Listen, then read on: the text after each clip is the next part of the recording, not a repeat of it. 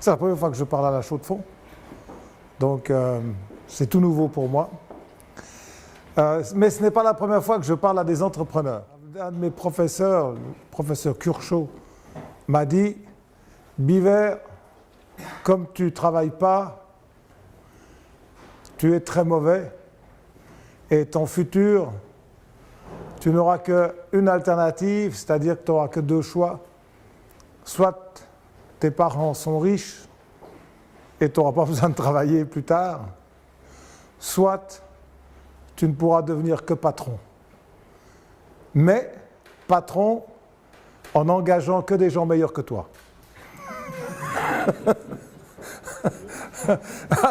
C'était le meilleur conseil que j'ai jamais reçu. Et je suis devenu patron et j'ai engagé des gens meilleurs que moi. Des gens supérieurs ne peuvent pas vous baisser. Par contre, des gens inférieurs peuvent vous tirer en bas. Et très souvent, les entrepreneurs, et je le dis aux étudiants, ont parfois peur d'engager des gens meilleurs qu'eux parce qu'ils se disent « Ah, il va me faire de la concurrence, il va me faire de l'ombre, etc. etc. » Et on engage des gens moins bons. Et ça, c'est le début de la chute. Donc tout entrepreneur doit s'entourer et doit recevoir de l'aide. Et sans aide, on peut rien réussir. Et apprendre, c'est se connecter toujours au futur. Parce que plus on apprend, plus on avance.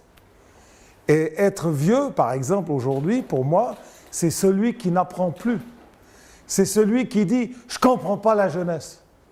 Je ne comprends pas les gens qui se font des tatous.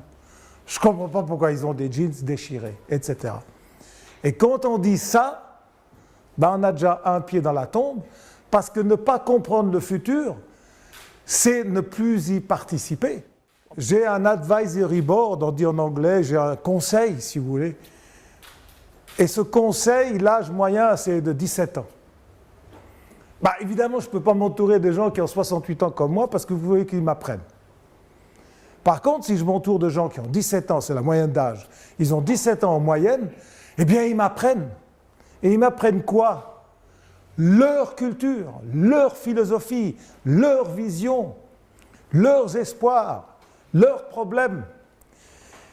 Et si je comprends ça, eh bien, je vais comprendre ce qui va se passer dans 10 ans. Enfin, je vais essayer au moins, je vais être plus proche. Parce que c'est cette jeunesse qui a 17 ans aujourd'hui qui fera le futur de ce siècle. On a simplement transporté la mentalité, les habitudes, les concepts, la philosophie, la politique, l'impérialisme du 20e, on l'a amené dans le 21e.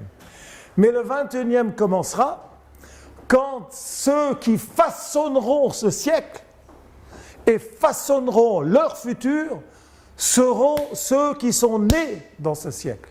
C'est ce qu'on appelle les milléniums. Et les milléniums, en 2035, ils seront au pouvoir. Donc, il y a un énorme changement à faire. Et quand il y a des changements, il y a des opportunités. L'ennemi de l'opportunité, c'est la stabilité. C'est un peu triste à dire, mais c'est ça. Quand rien ne bouge, vous voulez faire quoi? Mais quand tout bouge, il y a des trous partout. Ça craquelle, il y a des niches qui s'ouvrent.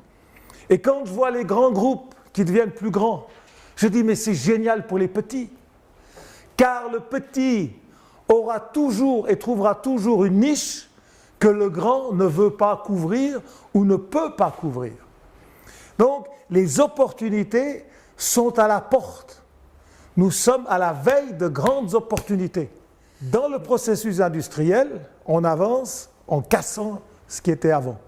Dans l'art, on avance, mais on avance vers l'éternité. Et ça, c'est l'énorme avantage d'être dans l'art, parce que vous êtes dans l'éternel.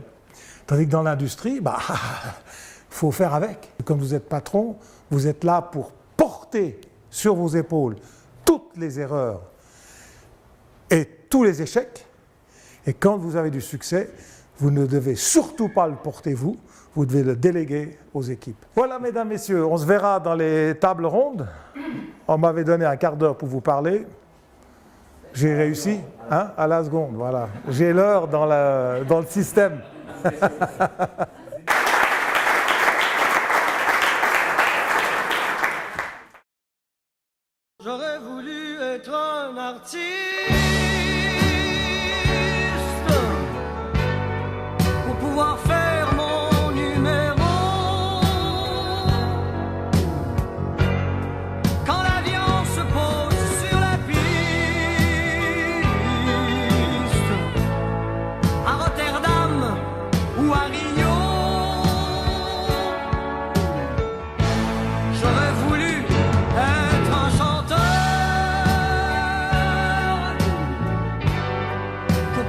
crier qui je suis. Quand vous êtes un peu disruptif, quand vous êtes un peu différent, quand vous êtes un petit peu unique, et quand vous avez un petit peu de succès, eh bien on est très vite seul. Et quand on est très vite seul, c'est une solitude qu'on arrive à assumer, c'est évident, mais de temps en temps de savoir qu'on n'est pas seul et qu'il y a de la reconnaissance autour de soi, fait chaud au cœur. Donc c'est comme une médaille. D'ailleurs, si le prix Gaillard pouvait être une médaille, je la porterais. J'aurais voulu être un artiste.